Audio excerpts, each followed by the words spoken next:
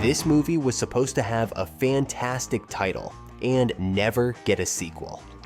At least, that's what the actors and director agreed on. $50, Grandpa. For 75, the wife can watch.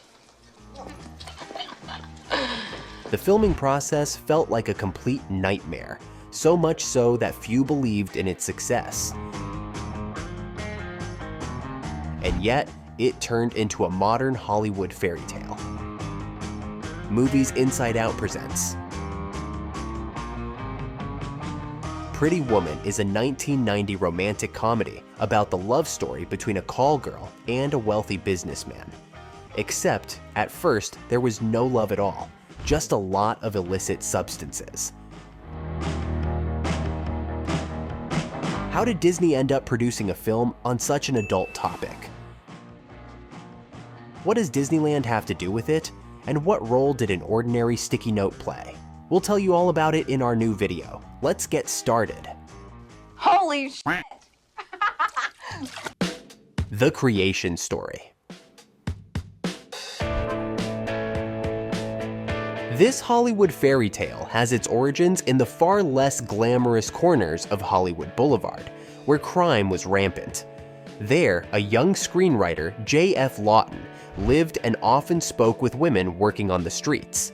They shared their stories, one of which became the foundation for Pretty Woman. The original script was meant to depict the harsh realities of Vivian's profession and the downfall of the American dream. The character used illicit substances, and part of her deal with Edward was to stay clean for a week. I never joke about money. Neither do I. She needed the money for a trip to Disneyland to fulfill a childhood dream. But during that week, she fell in love. However, Edward did not reciprocate her feelings. The film, initially titled 3000 after the price of the arrangement, was supposed to end with Edward throwing Vivian out of his car and tossing money onto the street, after which she and her friend would take a bus to Disneyland. And that was considered a happy ending because another version had her dying of an overdose. Through mutual connections, Lawton's script found its way to producers at the independent studio Vestron Pictures, and pre-production began. However, Vestron went bankrupt, halting the project. At the same time, Disney, specifically its adult-oriented division, Touchstone Pictures, was looking for a script featuring a strong male and female lead. So, do you have a wife? Girlfriend? Both. Surprisingly, the executives liked the story, mainly because it mentioned Disneyland. But the dark ending was a deal breaker, so they demanded a happy ending. Disney's leadership insisted on turning the film into a modern fairy tale. Vivian would have no bad habits, she would desperately want to change her life, and she would ultimately win over Edward's heart. The title 3000 was later scrapped because it sounded like a sci-fi movie. Initially, the film was called From the Boulevard. But when Roy Orbison's song Oh Pretty Woman was chosen for the soundtrack, they decided to give the movie a title to match. Casting. Director Gary Marshall initially wanted Karen Allen for the lead role, but she turned it down. For the same reason, Meg Ryan declined the film, despite being a top choice for the producers. Molly Ringwald also rejected the role, as she didn't want to play a sex worker. In total, more than 10 actresses refused, including Michelle Pfeiffer, Sandra Bullock, and Sarah Jessica Parker. Winona Ryder, Drew Barrymore, and Jennifer Connelly were also considered, but the director found them too young. Diane Lane successfully auditioned but had scheduling conflicts. Other actresses considered included Kim Basinger, Madonna, Brooke Shields, Jamie Lee Curtis, Melanie Griffith, Demi Moore, Natasha Richardson, Uma Thurman, Sharon Stone, and many more. However, Gary Marshall had already found his perfect candidate. He immediately liked Julia Roberts. but the studio executives were hesitant about a 21-year-old unknown actress. I don't think we have anything for you. You're obviously in the wrong place.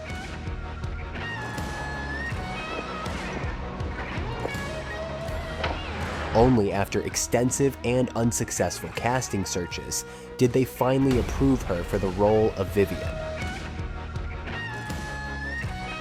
From the producer's perspective, the ideal choice for Edward was Sean Connery. But it didn't work out. Like with Vivian's role, many actors were unwilling to play a man who spends the night with a sex worker. The casting director received numerous rejections from actors such as Burt Reynolds, John Travolta, Sylvester Stallone, and Al Pacino. Although Pacino liked the script, he felt he wasn't the right fit for the project. Christopher Reeve, best known for playing Superman, also declined because he had to read his lines with the casting director instead of Julia Roberts during auditions. Frustrated by the monotone line readings, he tore up the script and stormed out.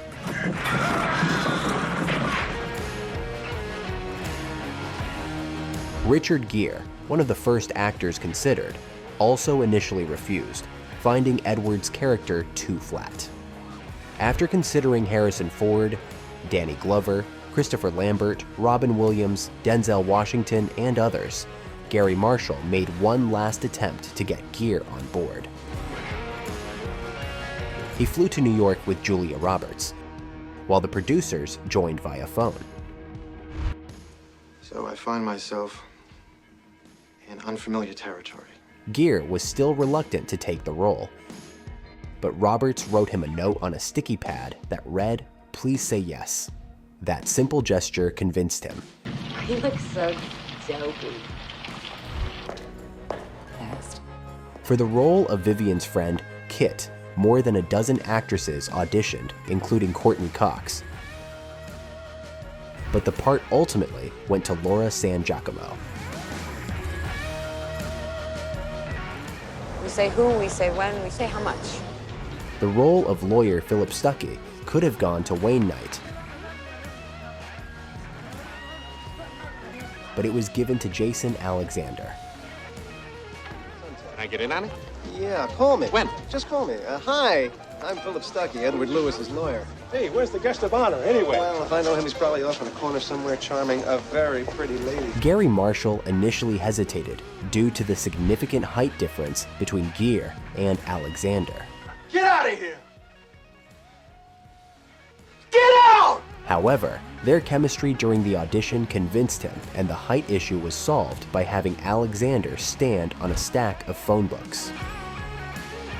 For Barney Thompson, the hotel manager, Hector Elizondo was the first choice, but Disney claimed they had no budget for his salary. Naturally, when Mr. Lewis leaves, I won't see you in this hotel again. Marshall offered to pay him out of his own pocket, Yeah, I have to buy a dress for dinner tonight, and nobody will help me. but in the end, the studio relented and reimbursed the director. The choice of body doubles for the main actors was also interesting. Cheese. Richard Gere's stand-in recommended his girlfriend, Shelley Michelle, as Julia Roberts' double. She auditioned in a bikini, but the first thing Gary Marshall changed about her was her walk.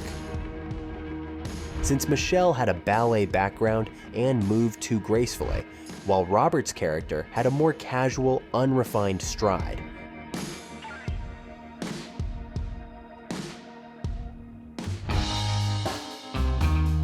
The filming process. The filmmakers had no budget constraints.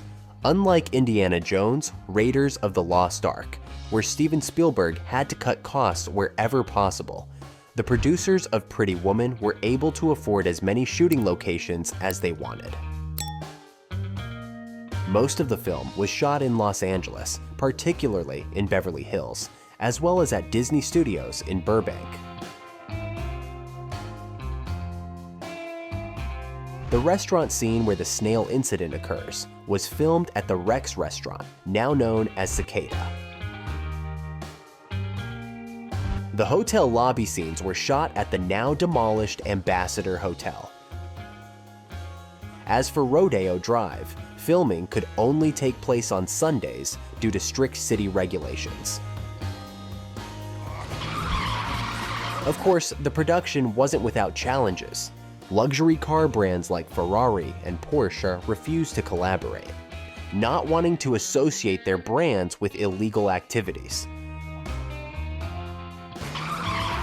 Only Lotus agreed, and their gamble paid off. Wait a minute. It's a Lotus Esprit. Sales of the 1989 Esprit tripled between 1990 and 1991. Interestingly, the car used in the movie actually belonged to one of the film's producers. Additionally, an earthquake in San Francisco forced a change in location for the opera scene. The team moved to the Natural History Museum of Los Angeles. The hall where Vivian and Edward walk toward the performance now houses a dinosaur skeleton.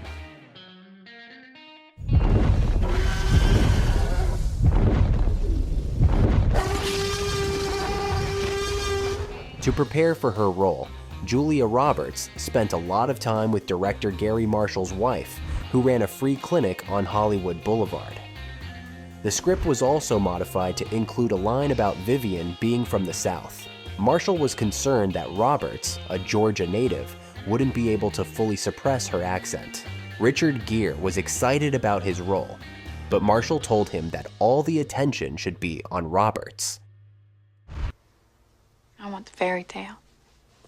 Impossible relationships. Most scenes were improvised at the director's insistence.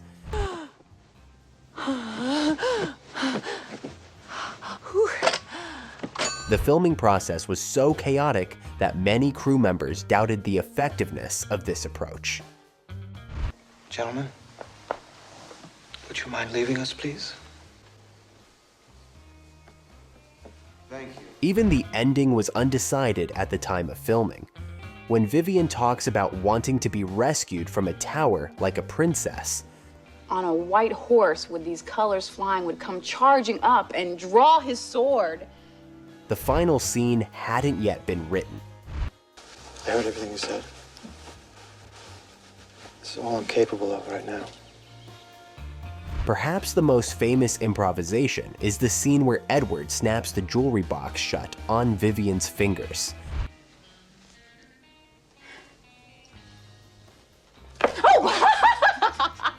The necklace was real and valued at $250,000.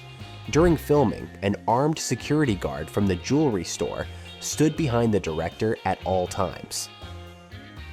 Another spontaneous moment was when Vivian removed her high-heeled boots upon entering Edward's penthouse.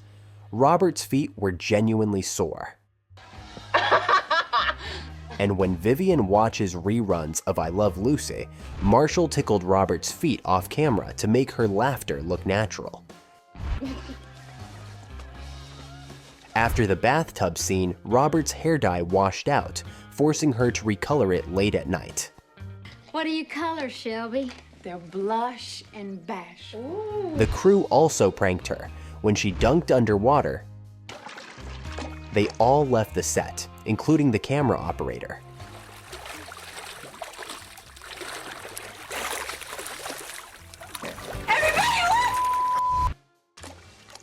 Vivian. Vivian, is that a yes? Vivian's name means lively or bright, Vivian. My name is Vivian. symbolizing her love of life and the impact she has on others. In reality, Roberts was nothing like her character. She found Pretty Woman incredibly difficult to film and was so nervous that she developed hives. During the bedroom scene, she became so anxious that a visible vein appeared on her forehead, and both Gary Marshall and Richard Gere massaged her head to help her relax. Elbows off the table.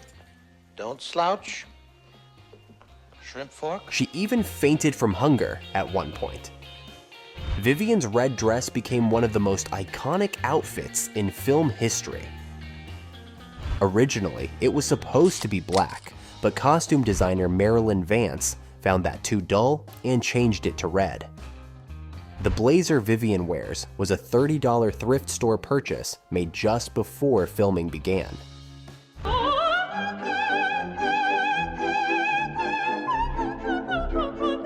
The opera featured in the movie, La Traviata, was chosen intentionally. It tells the story of a courtesan who charms wealthy men but ultimately falls in love with a less affluent one. In the final scene, the aria from this opera is not in its original arrangement but was specially adapted for the film.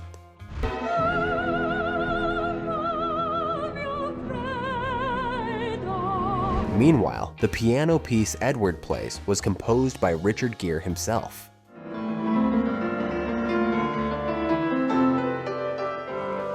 Speaking of music, the filmmakers initially approached Pierre Gessel of Roxette to write a song for the film, but he declined due to time constraints.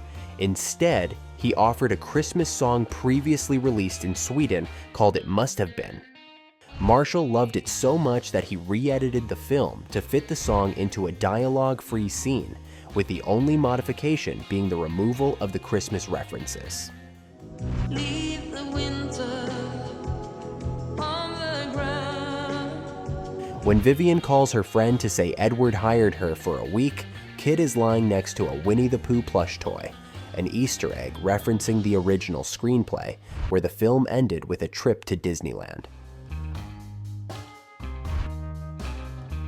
Another memorable scene is the restaurant dinner when Vivian tries escargot for the first time. These are escargot. It's French for snails. It's a delicacy. Try it.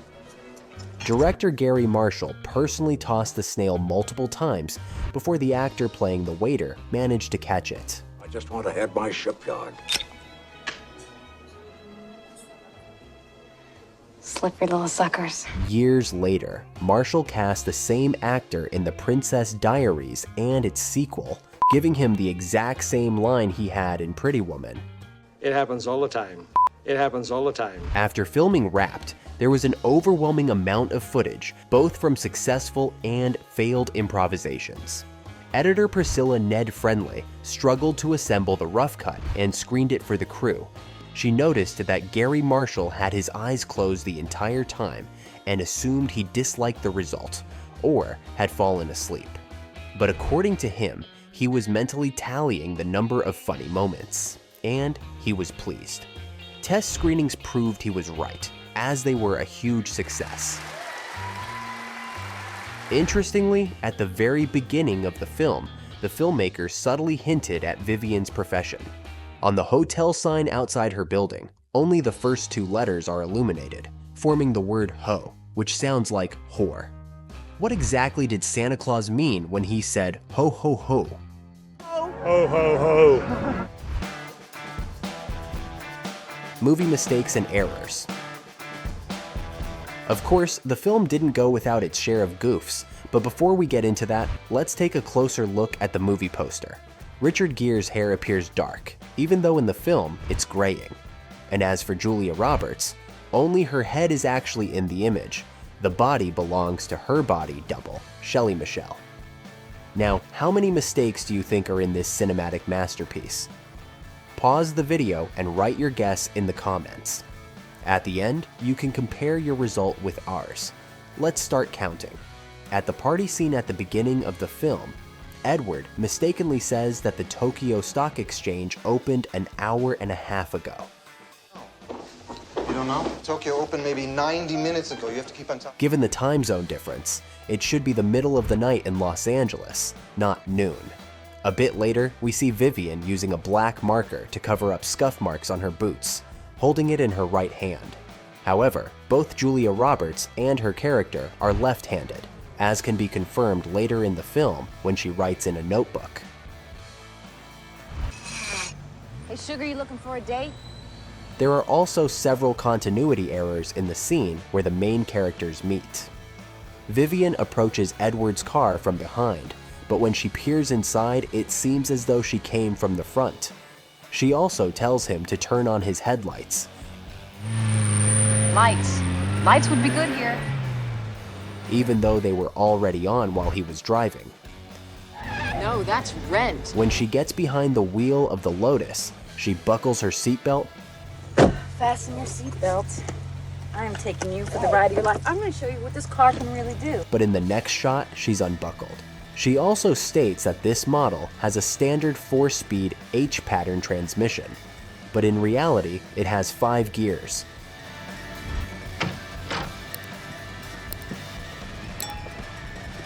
When Edward and Vivian enter the penthouse for the first time, the curtains in the room are light-colored, but the next morning, they are suddenly blue. I assume cash is acceptable. Cash works for me, yeah. The $100 bill that Edward gives Vivian is placed inside her boot. Yet later, when she removes her shoes, the money is nowhere to be seen. Took the liberty of ordering everything on the menu. I didn't know what you'd like. The breakfast scene is a classic case of continuity issues. Because it was filmed in multiple takes, Julia Roberts switches between eating a croissant and a pancake in a matter of seconds. The pancake itself changes from being partially eaten to whole again, and the items on the table constantly shift positions between shots. In the bathtub scene, Vivian's portable cassette player mysteriously changes position, I don't have to undress me. and the lyrics to Prince's Kiss play out of order, with her repeating the same line twice. I just want your extra time and your kiss. I don't have to undress me. All right, Miss Vivian, one more time. Dinner napkin. Dinner napkin. When the hotel manager, Barney, explains dining etiquette, he picks up a salad fork and says it has 3 prongs. But when he puts it back on the table, it clearly has 4. All right, if you get nervous, just count the times. Now, 4 times, dinner fork. So, Also, the complex system he describes for identifying the correct utensils isn't accurate. Real etiquette simply requires using the outermost utensils first and moving inward.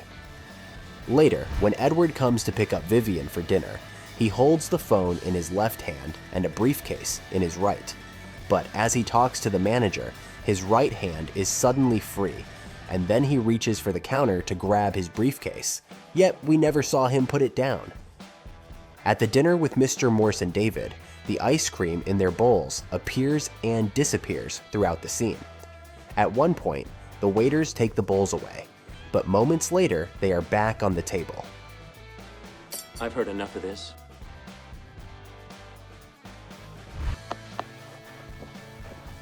Edward. When Vivian goes to the boutique that previously refused to serve her, the store's location seems inconsistent. It appears on different sides of the street in different shots.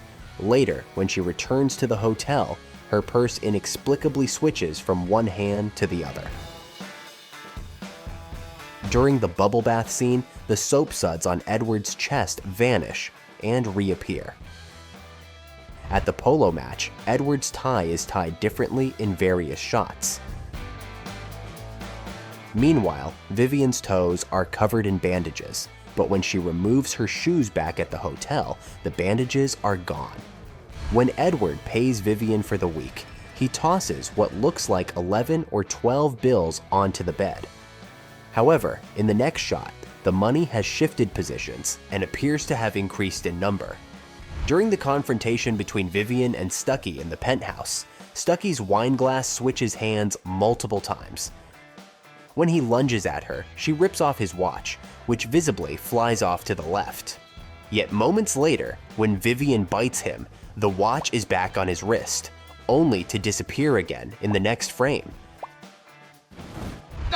Vivian, what are you doing? Get up!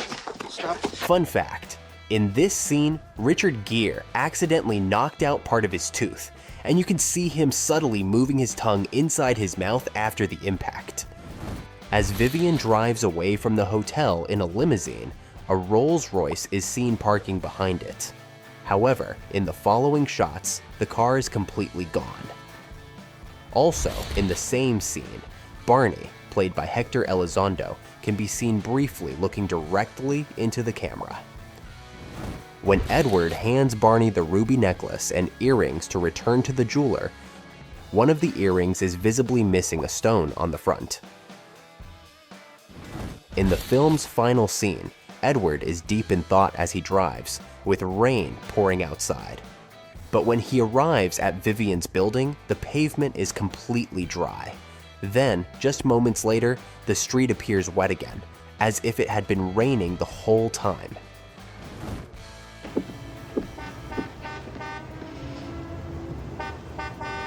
Vivian, meanwhile, somehow hears Edward's car horn, despite the fact that he is still at least a block away. She quickly lets down her ponytail and fluffs up her hair, but in the next shot, she is standing still, smiling, with her hair perfectly styled. Throughout the movie, Vivian's hair repeatedly changes from long to short and back again, and even its color varies from scene to scene.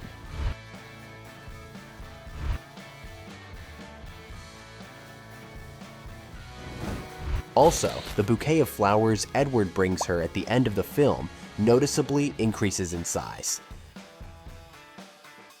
As we can see, Pretty Woman is full of little mistakes and inconsistencies. Did we miss any that you've noticed? Let us know in the comments. Deleted scenes and bloopers. Since the original script for Pretty Woman was far from a Disney fairy tale, one of the deleted scenes featured Edward rescuing Vivian from aggressive dealers. However, this scene is included in the director's cut of the film, which is 5 minutes longer than the theatrical version.